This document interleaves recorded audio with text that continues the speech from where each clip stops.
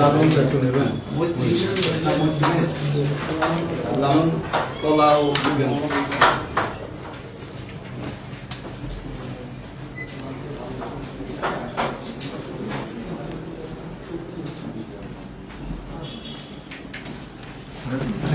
একটা নিয়েছেন না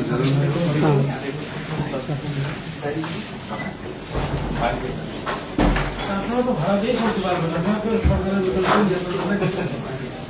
যারা ভাড়া পাচ্ছেন না আর সিমেন্ট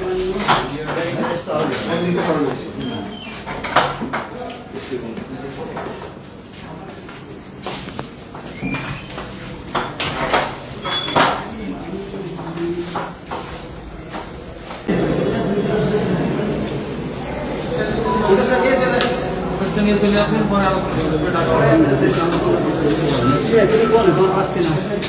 চলে গেছে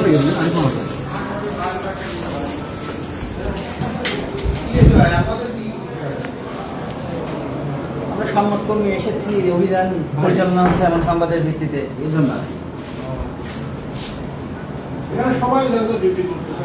ভাই আপনার টেনশনের কিছু নাই, আপনি যদি কিছু না করে থাকেন তাহলে আপনার কিচ্ছু হবে না।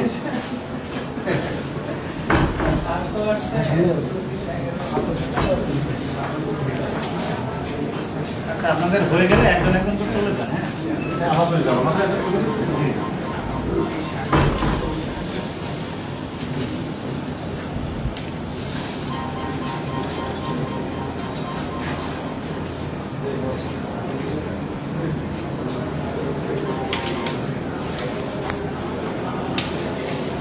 এখন আপনারা কি জানতে চান সেটা বললে ভালো আচ্ছা আচ্ছা আমার বাড়িতে হয়েছে আমাদের 2 মিনিট সময় দেন, একটু 2টা মিনিট সময় দেন।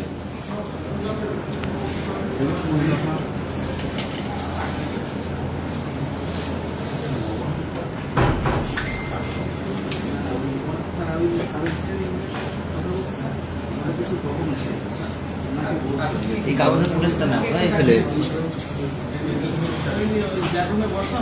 জুম করে নিলে তো হয়, তো কোনো জল লাগে।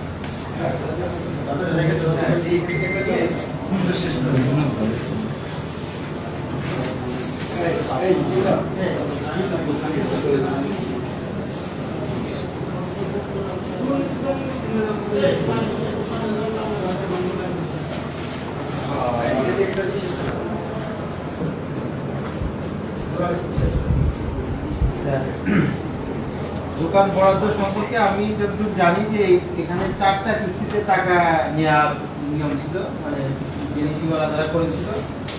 এখানে 4টা কিস্তিতে অনেকেই টাকা দিয়েছে, যারা টাকা দিয়েছে তাদের টাকা থেকেই মূলত এই মার্কেটটা তৈরি। হ্যাঁ সেটা দেখবেন। এখন এর ইতিপূর্বে সবাইকেই যারা এখানে দোকান এখন যাদের নামে বরাদ্দ, এটা অনেক আগে থেকেই যখন শুরু হয়েছে তারপর থেকেই এরা বিভিন্ন মানুষের নামে দোকান বরাদ্দ দেওয়া হয়েছে, তাদের কাছে বিভিন্ন কিস্তিতে টাকা নেওয়া হয়েছে। এখন এটার মধ্যে কোনো অনিয়ম হয়েছে কিনা সেটা আপনারা দেখেন।